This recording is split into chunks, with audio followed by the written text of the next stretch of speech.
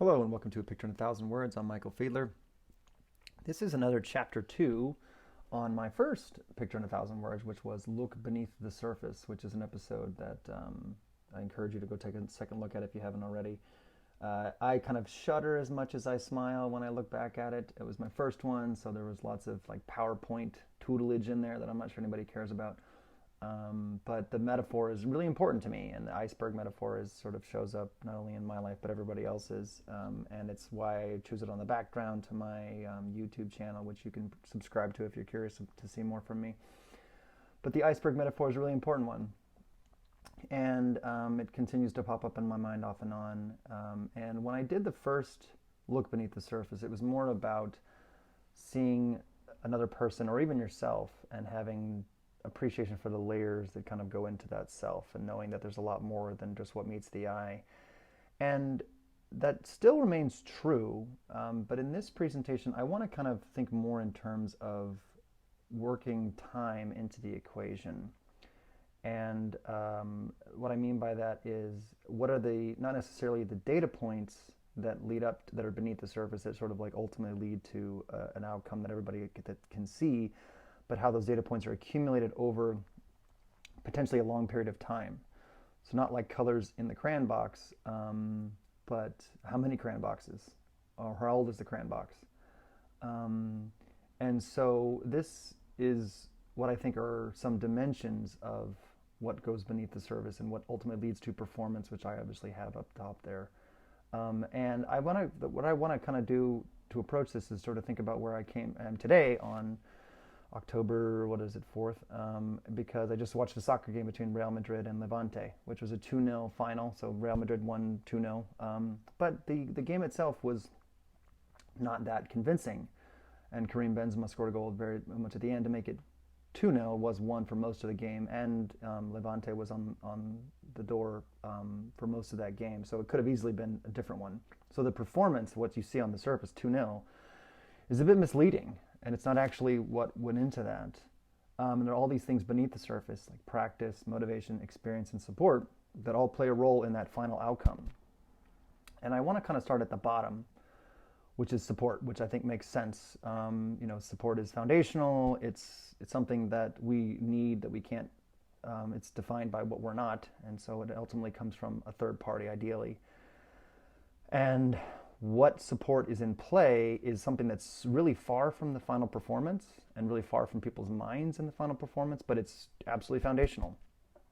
And so keeping it in sports, how certain athletes turn out can be really dictated by who their coaches were, what programs they came up in, and things that maybe are not part of the final stat line, but that are still really, really important, that kind of fall away as the people focus on just what's performance on the top, but really critical. Then there's experience, which is sort of like how that support begins to take shape. And what I mean by that is living in a world where you have whatever resources you have, whatever opportunities are in front of you, like how do you make it your own? How is it a distinct entity that isn't just something that we can read on a piece of paper? And so like looking at this iceberg that's sort of starting to jut out a little bit once you get from support moving on to experience, like what are your knocks and warts and feathers and scars and gold stars? Like what do you look like as a unique individual, and how does that experience shape you in a neutral setting, not good or bad, but what is that experience that sort of leads you to that? And what have you sort of seen or not seen that has sort of compelled you? And what ultimately these things can ladder up to is motivation. And motivation purposefully has that sort of sticking out to the right, spearheading this whole movement of this iceberg in time, is what gives you direction. And sometimes too much experience and too much support, or too little experience and too little support, can impact your motivation. But motivation has to be really well curated and defined in isolation by itself. Like what is driving you towards something? It can be common amongst people, but it has to be really well internalized to give you focus, lest all of the things around you are kind of irrelevant. And that will be what picks you up when you're down. And it oftentimes comes from things like failure. And that's a word I was thinking about flirting with this whole, ensemble but didn't make the final cut. But motivation is a really important one that really drives one forward in ways ideally are good, but not always. But it's a big part that you likely will never see in their performance of like what is driving them and keeping it in the athletic realm. People can be like, oh, I lost in practice. And from that movement on, I made it a firm commitment to like never, whatever, lose again. And that's essentially what happened with Michael Jordan. He got cut from his basketball team or JV basketball team, and that motivated him for like the rest of his life. And that will never be what's clear at the surface, at least for most of us. And so, but it is still essential to that success. And then another big one is practice. And that's sort of like where I think I have been successful in my fledgling ultimate frisbee career, but also as a professional, is that I love to practice. I love to, I have an itch for perfection, and like all of this sort of like pomp and circumstance I do with all of these visuals is really evidence of that. But I like the idea of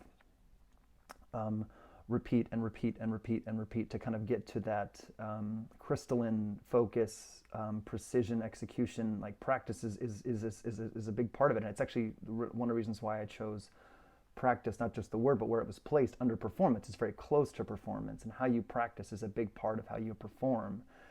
And if you love practice, which a lot of really successful athletes have done, they didn't necessarily only want to play because they got accolades, scoring a touchdown or winning the game as a starting pitcher or whatever, but they loved putting in the work.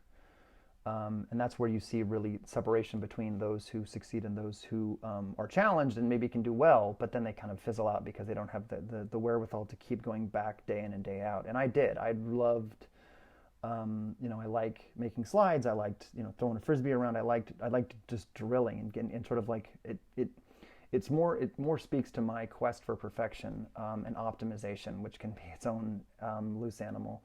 But I loved practice, and that was sort of something that I wanted to do things for which I enjoyed practice. And the last sort of statement I'll say about that is that the E in practice and E in performance are lined up purposefully, even though that may not appear so. But they're lined up because they're really the driving force of what sets up your performance, which is the peak performance, which is sort of has that obvious positioning at the top there. And that's what people see, and that's sort of what's on top. And it's inspiring and all that jazz, but there's so many other dimensions that are equal weighted that support that performance that are easy to forget. And they're not necessarily, they ladder up to performance, but they occupy different dimensions in terms of their individual offerings. So like support is different from experience, different from motivation, different from practice, but they all coalesce into your performance. And that's what lies beneath the surface. So whether it be your work performance, your performance as a parent or a father or a sibling, all of these things ladder up to all of these individual dimensions. Practice, motivation, experience, support are all relevant, and we shouldn't forget that those are relevant. So whether it be seeing somebody and trying to emulate them, like what were their practices, motivations, experience, and support that led them to that, not just judging them based on performance. As sort of like a model to follow, but also like in an individual person, like, oh, like that person really performed really well, but like what did they have to sacrifice in terms of practice, motivation, experience, and support? Maybe that's the right word, is sacrifice, is that we oftentimes see LeBron James or the Kobe Bryant or whomever it may be, and not even just in sports, whatever we're talking about, somebody who's a musician or a scientist or whomever else, we don't ever really get to see their sacrifice and what they had to give up, and that sort of is their own independent sort of burden to bear. And I think that like acknowledging that they exist for all of us, so those high performance don't come by accident, they're set up by all of these things. And that was sort of, I wanted to return to the iceberg metaphor because I thought those were interesting dimensions. That just, it's not that, it's not just that like, you can't judge a book by its cover. There's more than what meets the eye. I get that. But like, what more? And like, what do you mean by that? And so, yes, maybe somebody is hiding something and there may be like a mental illness thing beneath the surface that we should be cognizant of and be open to. But also like, if you like what you're seeing, what is beneath there? And in both situations, it's likely an amalgamation of how that person or how yourself executes their energy in these dimensions, at least constructively. So that's all I really wanted to do, and just bring it back to look beneath the surface. There's a lot there.